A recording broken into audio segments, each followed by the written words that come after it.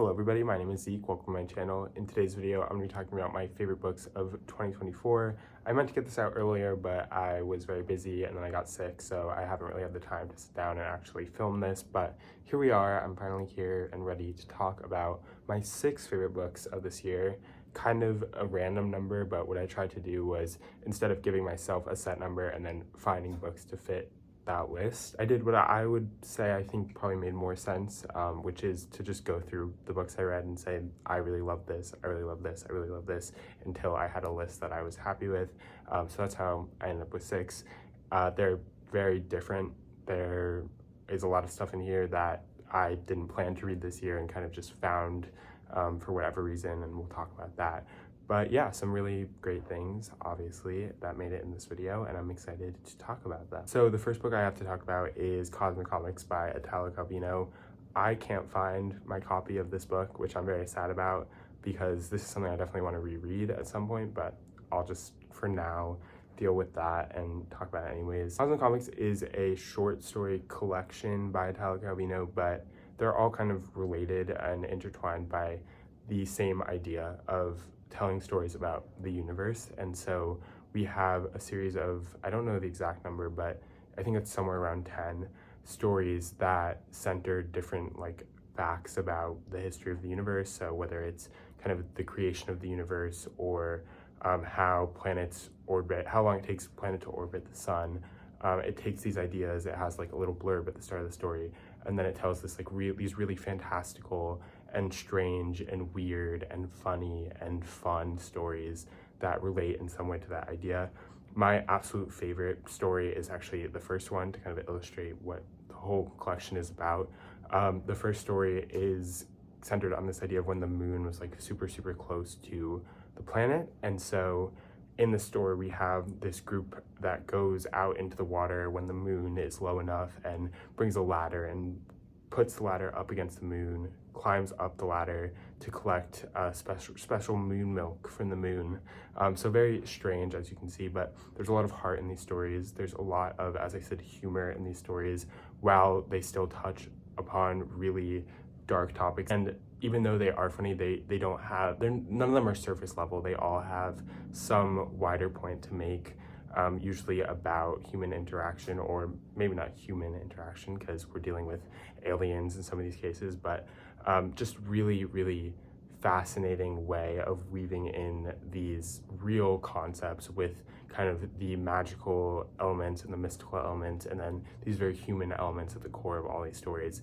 And I think it's just so unique and so beautiful. And I'm so glad I read it this year, and I think basically anyone would enjoy this. If that description sounds even remotely interesting, I really would recommend you pick it up. So switching gears a lot, I also have The Road by Cormac McCarthy. I actually do have a physical copy of it. I have to find it though. Here it is, The Road.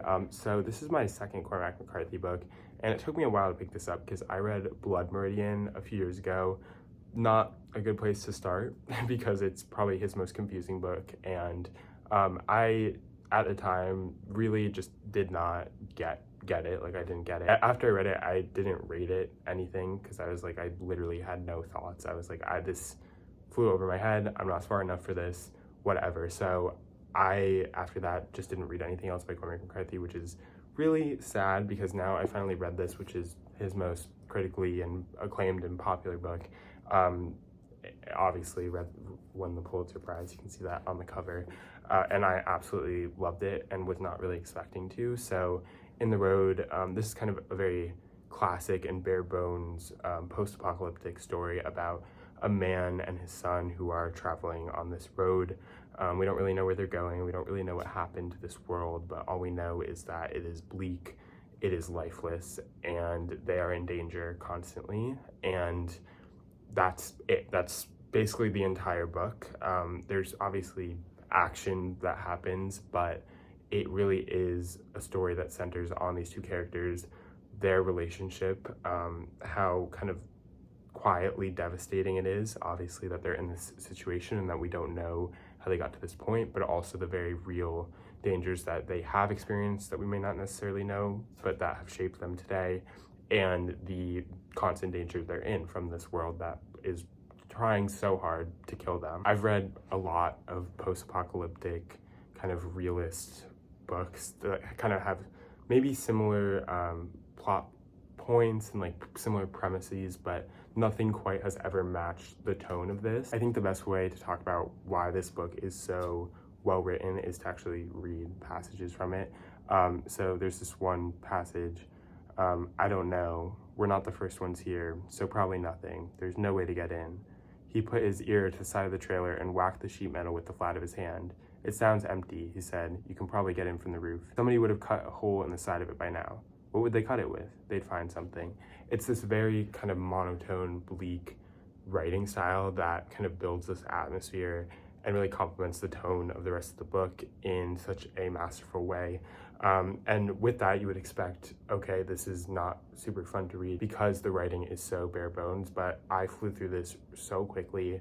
I'm not going to say I enjoyed every minute of it because it's not kind of a book that you enjoy because of how depressing it is, but I had a great time reading it, and it was very readable and very engaging, and I just loved it beyond my wildest dreams. And so I definitely understand the hype. I don't think everyone's gonna love this. I think some people might find it a little pretentious. Some people might have read other post-apocalyptic books in a similar vein and just find more out of those because they are more complicated or they have more elements to them than this. But I think the simplicity of the road is what makes it so amazing, and I'm so glad that I finally read it. So next I have The True Deceiver by Tove Jansson. Don't know if I pronounced that name right ever, but I picked this up because it's a New York Review of Books edition book, which is kind of, you can tell, these kind of editions, I don't know if you've seen them anywhere. I am obsessed with them. I think they look amazing, and every time I picked one up, I've usually enjoyed the book, even if it hasn't been my favorite. There's been something about it that I really appreciated, and so this was one of those just random, saw it, was like, okay, looks beautiful, want to read it, and blew me completely away. In this book, we follow this little village in the middle of winter, and I'm gonna peek because I don't remember the names, but we're following two characters, Cline and Anna Amelin. They're very different. One's younger, kind of lives with her brother, and the other is an older woman who lives alone in a house. She illustrates children's books. She's pretty well off, and their paths cross. They both need and want different things from each other. They both have different motivations. They build a very complicated relationship that we see progress over the course of the book, and it's all surrounded by this really atmospheric winter village setting and this community that really gets fleshed out around them. There's a lot of ideas of community and isolation and deception. It's about how we manipulate not just others to get what we want, but how we manipulate ourselves in a way. And I absolutely love this. I think the writing is beautiful. I think it's another kind of simple story that's just done very, very well. This is not very plot heavy. You might be able to tell from the description. It's really about these characters, the relationships they have, and kind of their internal selves, really exploring who they are. And I think that it just does everything so well, and I don't think really the description gives it justice. I think it's something you just have to read, and I would very highly recommend you pick this up. Switching gears again, next I have something I basically knew I was gonna love. Obviously, you never know for sure, but I knew with this one, and that's Slouching Towards Bethlehem by Joan Didion. I love Joan Didion. I somehow hadn't gotten to this until this summer because who knows why. I've read a lot of her books, as you might be able to tell, and this is her first kind of essay collection that was ever published, and probably her most critically acclaimed, most popular, and I definitely agree with that sentiment. I've read some of her other essay collections, enjoyed a lot of them, but this is just a new level of amazing. So this is split into 3 parts. Let me actually get the titles for you. The first part is called Lifestyles in the Golden Land, the second Personals, and the third 7 Places of the Mind. And so I started this, read the first section, was fine with it, enjoyed it. Those are all kind of stories that are more like journalism centric. She's kind of talking about other people's stories, and she has her own personal view on them, of course, but they are other people's stories. And then we get to the personals and the 7 stories of the mind, 7 places of the mind, and those I think are just next level. She's talking about her own experiences. She's talking about places that are important to her, stories that are important to her personal development, and I think that's just where she shines. They're very insightful. Joan Didion has a very unique and well-realized voice, and I think this really shines the most in these stories. My favorites definitely fall in those later 2 sections. I love the essay Notes from a Native Daughter, which is kind of about her growing up in California and her community, her life, how she sees how other people see it, and I don't know, it was just really moving and really insightful into her. I also really loved Goodbye to All That, which is the last essay in this collection, and I think her most famous essay, definitely the most Didion essay I've ever read, and it's just about her time in New York, its beginning and its end, and all the lessons she learned in between, and yeah, it's very good. I think it's taught very widely because it is such a pinnacle of this kind of genre. I think Slouching Towards Bethlehem is probably the best place to start with Joan Didion if you're going the nonfiction route. I would definitely highly recommend doing that instead of doing whatever I did, because this is her most definitive collection. I think it's very wide-ranging as well, and you get kind of a taste of everything she can do. So yeah, so glad I read it. Definitely favorite, need to reread, and would highly recommend. Okay, next I'm gonna talk about The Guest by Emma Cline, which I didn't really, after I read it, I was like, okay, I really enjoyed this. But as time has gone on, it's just stayed in my mind and steadily climbed up to where now it's definitely one of my favorite books I read this year. In this book, we're following a woman who is kind of gotten in some trouble in New York City. She decides to flee to the Hamptons to stay with this man she knows who has a house there.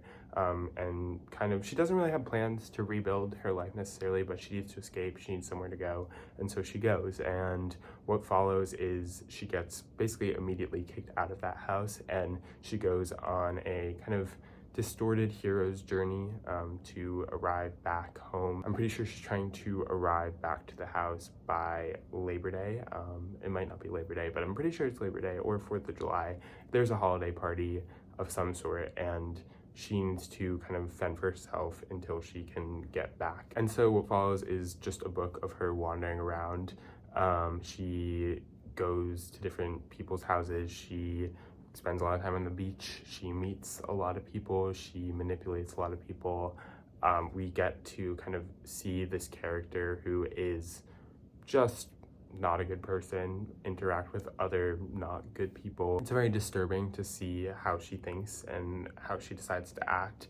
But at the same time, it's a very slow book. This is not a book where she's going around doing crazy things all the time. She's doing plenty of crazy things, but they're kind of quieter, and they're interspersed with a lot of personal introspection, or kind of lack of introspection, depending on how you look at it, but lots of thinking, lots of just time spent inside her head, and I really loved it. I thought the atmosphere that was built was really great. I thought this character was really fun to follow, even though you don't like her, and the ending is very controversial. A lot of people hate it. I personally really loved it. I understand why people don't like it, but I thought it fit the rest of the book perfectly, and I'm so glad I read this. It's kind of that underside of wealthy suburbia kind of book, but in this very specific way about this very specific person, and I just enjoyed it, really enjoyed it, and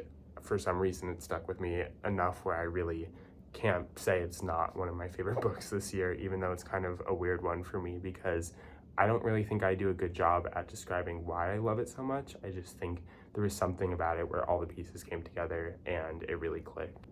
Okay, the last book I'm gonna talk about is probably the hardest for me to talk about because the book itself is very complicated and confusing, and I don't really remember what is a spoiler and what isn't because of the way it's told, but that's Love by Toni Morrison.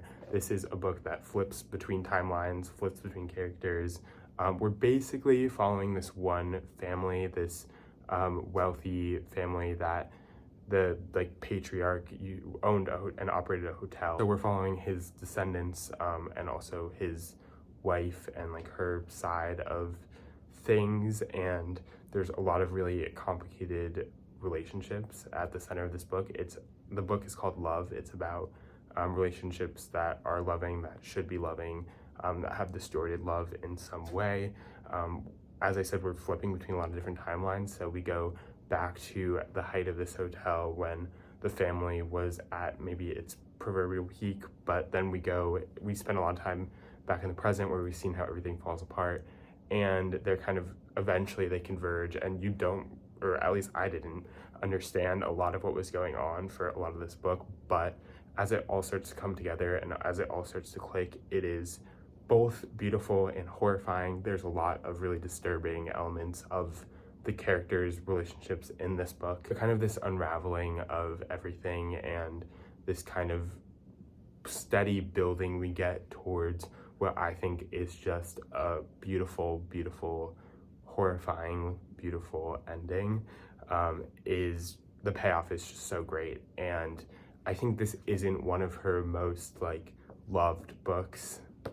Title, Love, funny, and I can understand that because it's difficult to read at times. It doesn't make a lot of sense at times, but I think it's just so beautifully done. I definitely wouldn't recommend starting with this for Toni Morrison, but getting to this and not really knowing what to expect because I hadn't heard that much about it, and then picking it up and thinking it was absolutely incredible was a really great experience. And this is something I want to reread, and I think I would reread and get a lot out of it. And so I'm very glad I read this year and very excited to read it again in the future. Okay, so those are my favorite books that I read this year. As I said, kind of an eclectic mix. Some things that were definitely not my usual, but many things that definitely were. So even though this may not have been my most successful year with just the number of books I read, I'd say I'm pretty happy because I got a bunch of books that I would now consider new favorites and that will stick with me and that I will be able to reread in the future and probably love even more. So thank you for watching this video. Thank you for letting me talk about these books to you. I hope you are inspired to pick some of them up if you haven't already. I really hope you enjoyed watching. Please feel free to like, comment, and subscribe if you want, and I will see you in the next one.